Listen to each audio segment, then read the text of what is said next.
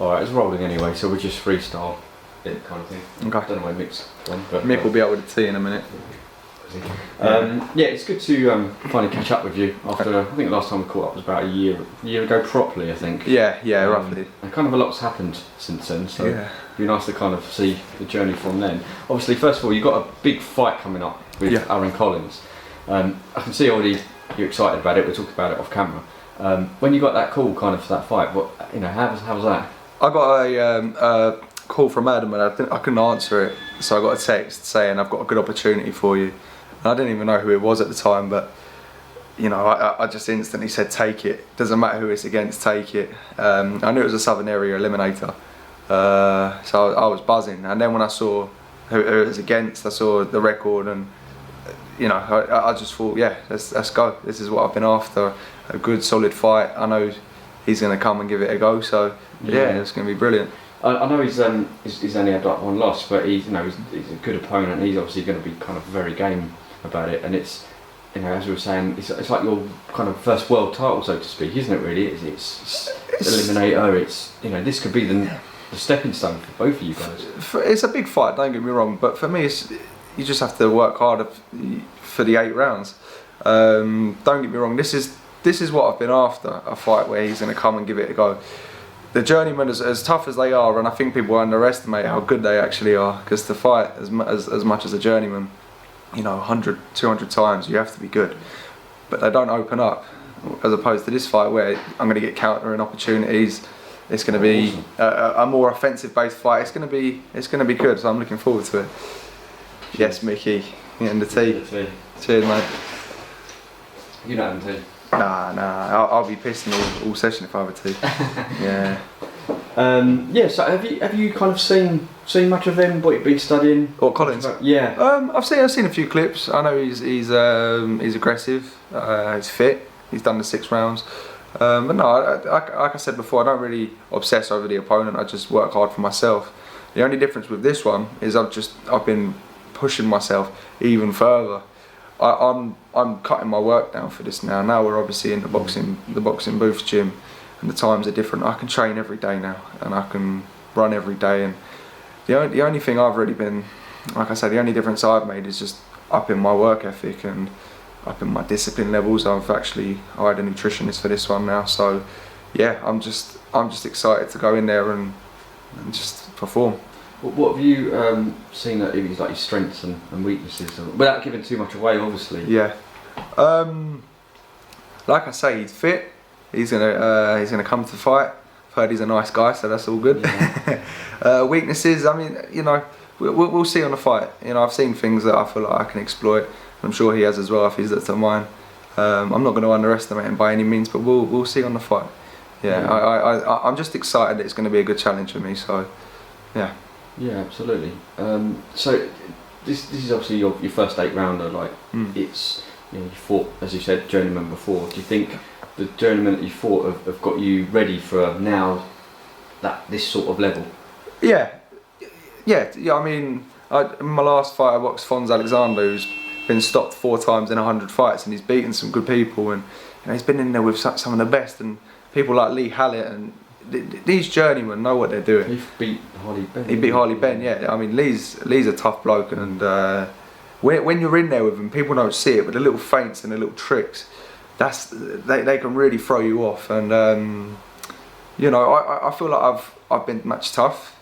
You know, I feel like these people don't get stopped, and they give you a hard night, and I feel ready.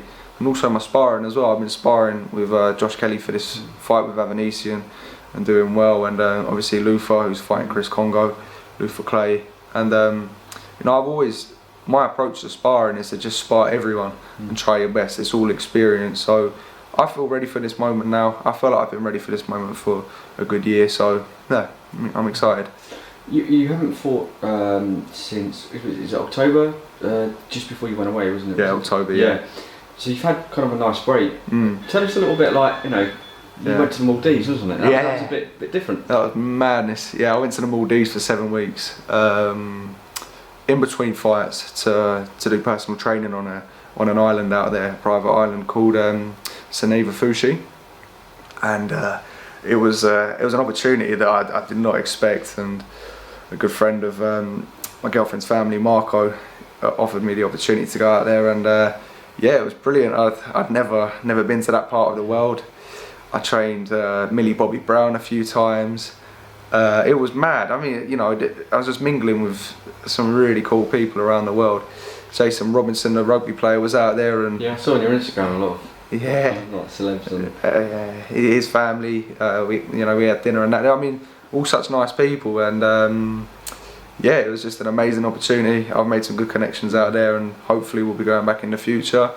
And yeah, it was just mad. So this could be a start of like a regular thing in between kind of fights, potentially? I want to dedicate myself to the boxing firstly, so as long as it works around the boxing, maybe we can continue in the future. I don't know how consistently, but you know,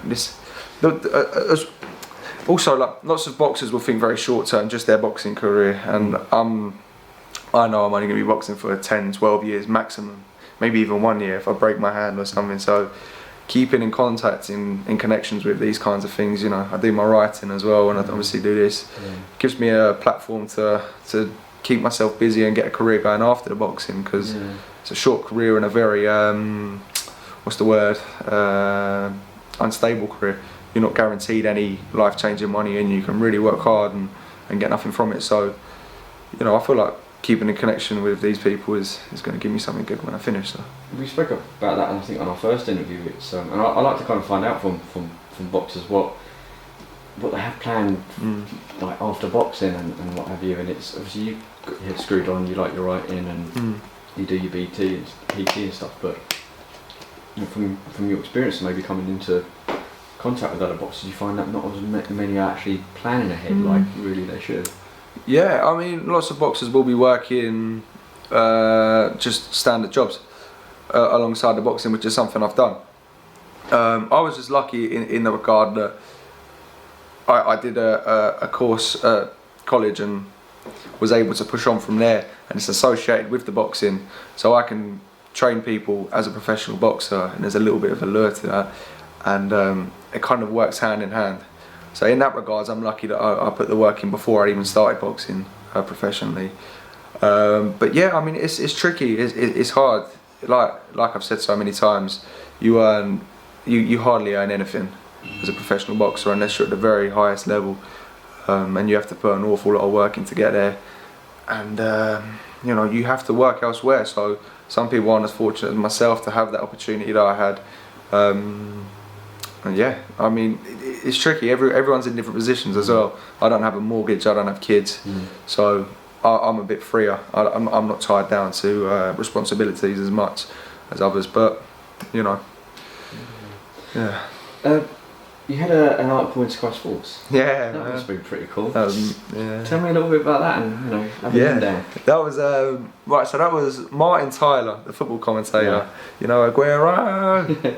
He came down the gym probably about a month or so ago, and I mean, he's been the FIFA commentator, the Sky commentator for the last 30 odd years. So that's a voice that is ingrained into my brain. And I heard him actually before I'd walked into the gym, and it instantly clicked. And you know, I had a little chat with him just about sports and commentary, and I was actually surprised how much time he gave me. We had a good chat for maybe about 5-10 minutes, and yeah, he was really engaging. And I shook his hand, started training, and he come over to me, and someone in the gym had told him about my writing, like my articles, and he come over and he said, "Why didn't you tell me you do journalism?" And I thought, why? Because it's just a hobby for me. Anyway, regardless, he asked me to send him some of the articles that I had written, and he actually said to me, he said, "No offence, but did you actually write that?" Because he thought they were really good, and he put me in contact with Sky, and just from there last week I'd written the article that was published. So all of that was my own writing, hadn't been edited, and yeah, it's mad, you know. This last 6 months especially has been mad. Just seeing my face next to the Sky Sports logo, I was a bit like, whoa. When I saw it, I was like, yeah, I know you. yeah. So then I was like, I know him. Oh, it's Pete. But no, it's just it's amazing. But don't get me wrong, I've always imagined myself sort of doing these things and getting here, but I just feel like now I'm here, it's just a bit overwhelming sometimes, in a good sense. Yeah. What was the reception been like when they saw your? Yeah, it was brilliant. Everyone's so supportive. I haven't had anyone that I know personally give me a bad word about what I've been doing. Everyone, will send me a message, will read it, will share it. It got dozens of shares on my Facebook. So I sent it around to my football team. Obviously, your brother used to play for them and stuff. On my manager and stuff. I've shared it about as well. Nice one, man. So it's everyone was like. It's really happy, and I think it's so good to have done this, because it's like everything is really geared towards, which I do understand, the more mainstream fighters, but it just gives an idea of what really small hall fighters have to kind of go through, and as good as the big shows are, the Eddie Hearn shows and the Frank Warren shows, and as good as the fighters are, there's lots of talent that fall through the net there. That don't get signed straight away, and it's a really hard process coming up the rankings into the small hall shows, and it can be whether you didn't compile a good amateur record, just due to your style. It can be due to luck, not being able to sell tickets, and you can be. The example I always give is Marvin Hagler. Look at what he went on to do, but he started almost exactly the same as me, selling tickets, earning £50 a fight sort of thing, and but. Great fighters throughout history have always had to grind through, and for me personally, I'm happy that I'm doing it the hard way, because when I do get there, it's going to be sweet. Kind of added Sky Sports kind of exposure, which is when I saw Eddie Hearn in Barcelona, I said that about the small hall fighters, and he was basically saying that as I said, there's so many gems on there that you might not know, but he pretty much said that he knows pretty much what's coming through, but I think a lot of them, like yourself and another Reece Edwards, for example, as well, I think that's kind of slipped through the net at the moment, but you win this fight and you get a Southern Area kind of title, these are things that you could be on a Matchroom show, you could be on a Frank Warren show. Perseverance, isn't it? I mean, Eddie Hearn probably knows a million names in the boxing game, but he can't cater for everybody, he can't look after everyone, so you just have to persevere with it. You have to follow your own journey, and lots of one thing I've seen also, that lots of small hall fighters being a little bit bitter towards the fact that they haven't been signed, and it doesn't work like that. It's the same with Premier, like footballers, isn't it? Everyone wants to be a footballer, and some do get slipped through the net, but look at Jamie Vardy, look where he's come from. Ian Wright back in the day, I met Ian Wright, he was cool. He's all cool. He's cool. But I think, like you say, just persevering, and obviously we film most of your fights. I hope your name would be out there, and like I say, I keep referring back to Sky Sports, but that little article just puts your name just a little bit more out. Makes you look established, doesn't it? Sky Sports.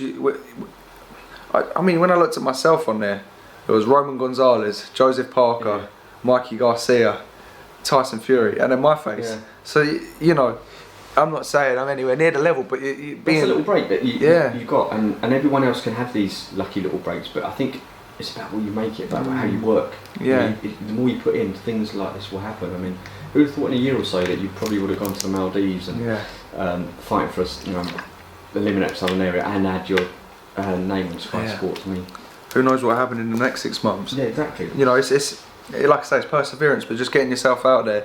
You'll never be lucky just sitting indoors and hoping things will happen. You have to get yourself out there and talk to people. And if I wasn't friendly with the bloke, with Paul, and told Martin Tyler that I'd written, and this wouldn't have happened. So you're just being nice to people, and people will.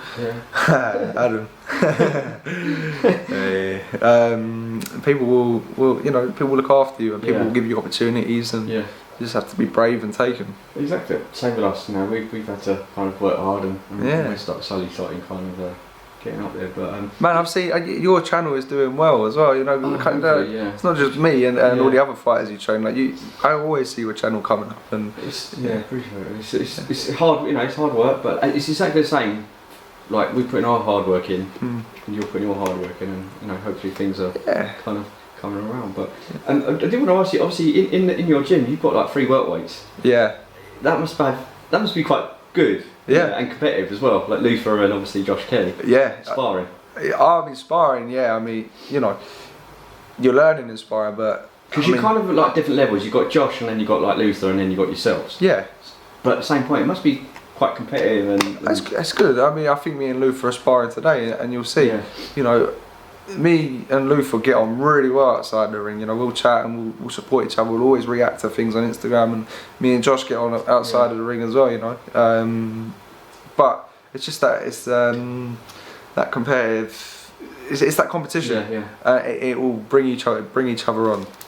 Sparring with Josh has been. We've done 2 sessions, and that's just experience you can't buy. The nerves you get, boxing top level people. Same with Luther.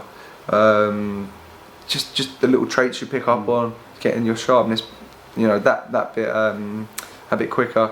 This gym has been a life changer for me. It's just been amazing.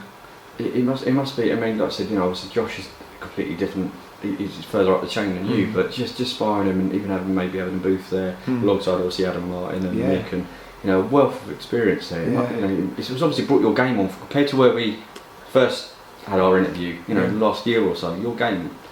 Oh, sharp. I'm training 6 times a week now. 7 times a week now. So with that and with the competition you're getting, you're only going to get better. Having, you know, Adam Martin and Mick Guilfoyle, they're always watching and they know what they're doing. But then when you get like Adam Booth come over and give you a little bit of advice and a little bit of praise, it's good. It boosts your confidence, and just having these people around the gym is, if I'm honest with you, it's my dream. What I'm doing right now. I was saying to my girlfriend the other day, like 2 years ago, before I turned pro and I was doing that, working a job I didn't like, she asked me what would I be doing in my dream world, and this is literally it. I've turned my dream into a reality, and until you actually sit down and break it down, you don't realise it because you get caught in the moment. But it's just incredible, this place, and I'm happy in a minute. Yeah, I can see you're massively buzzing and stuff. Yeah. Just quickly then, obviously Josh has got a big fight. I think, when is it? Is it March 28th? Yeah, 28th of March. That's a really tough fight for Josh. How do you see that one playing out? That is a really tough fight for Josh. Avanesian, he's been in there with world champions. You know, he's established and he's strong and he's probably hitting his peak right now. And stylistically, there's a big contrast between him and Josh. Josh is coming up. You know, he sort of shot out the blocks, and then when he steps up in competition, you know, it's going to be trickier. So I feel like this can be a coming out fight for him. I've never seen him train before this fight, but from what I've seen, he's so switched on, focused, and you know, let's hope he can do it. From sparring him, he feels sharp, he feels ready, and yeah, we'll just have to see. Well, this is a hard fight, and no one in the gym is beaten. It's been a bit of a background story to this, isn't it? Obviously, I saw the press conference with these guys, and there's a little bit more than now just a fight, isn't it? It's a little bit of needle from both camps, and I just think you don't let that into your head. You know, you just, as a fighter, just focus on the person you got in front of you. You know, as hard as Avanesian's training, he's only human. And Josh is class, and he can go in there and just outbox him, and you know, as long as he stays sharp and switched on, I think we'll do a number on him. I think, but like I say, got to be sharp and switched on. You go to that fight? Yeah, I'm going. Yeah. Also, obviously, Luther's boxing Chris Congo. This is my next question. Yeah. Luther Clay versus Chris Congo. Wow, what a fight that is. Yeah. I'll be honest with you, I haven't really seen much of Chris Congo. Obviously, I've seen, you know, his style, and he's tall and almost like. He's been a bit avoided. He's had fights falling through. I felt a little bit bad for him. And now, obviously, Luther's. I think it's another 50-50 fight. What an opportunity for both of them. I mean, you know, like I say, I can't really comment on the fight because I haven't seen too much of Chris. But from what I've heard, you know, they're almost the complete opposite, like stylistically. So it should mingle well. And I'm looking forward to seeing that one. It should be a good one. Yeah, absolutely. Yeah. All right. Well, I know you're going to start training soon. Yeah. It's been fantastic to talk to you. Cheers, Stu. Do you want to shout out your social media so people follow you? Yeah. What sponsors? Yeah, and sponsors. Yeah. So the sponsors, obviously Pilgrim Brewery. That guy, well, Rory. He's changed. He's given me so much support in my boxing career, and you know, it's just from the kindness of his heart. He was actually my old college tutor. He got in contact, now he's running that, so thank you to Pilgrim Brewery in Reigate. The Dylan House Foundation, they sponsor me as well. They provide me, you know, financial stuff for all my medicals, because you have to have mandatory medicals every year, and they're not cheap. Oh, they're not cheap at all. So a massive shout out to everyone there: Martin, James, Julia, Michael, Bethan, Brian. In case I've forgotten anyone. Think website, they've done my website for me. That's Marcus. So thank you. And yeah, I'm sure there's loads of other people that support me. I can't think of the top of my head right now. But yeah, just thank you to everyone that shouts me out whenever I've got something coming up, buys tickets, or just drops a like on my Instagram. It all helps, and you know, I'm in a much better place than I was a year and 2 years ago in this boxing game, but still need all that support. So yeah. And your social media so people can follow you. Oh, my social media, yeah. My Instagram is I don't know. I think it's my name. Is it Dan Morley Pro Boxer? Nah, 97. I think it's my name and 97. I think it's Daniel Morley 97. Yeah, if I'm honest, I don't really use Twitter. I have got an account. I don't know what the handle is, but Instagram is the one I usually post on. Daniel Morley 97. And they can contact you for tickets as well. Yeah. Send me a DM. Awesome. Yeah. Brilliant. Cool. Thank you very much, man. Cheers.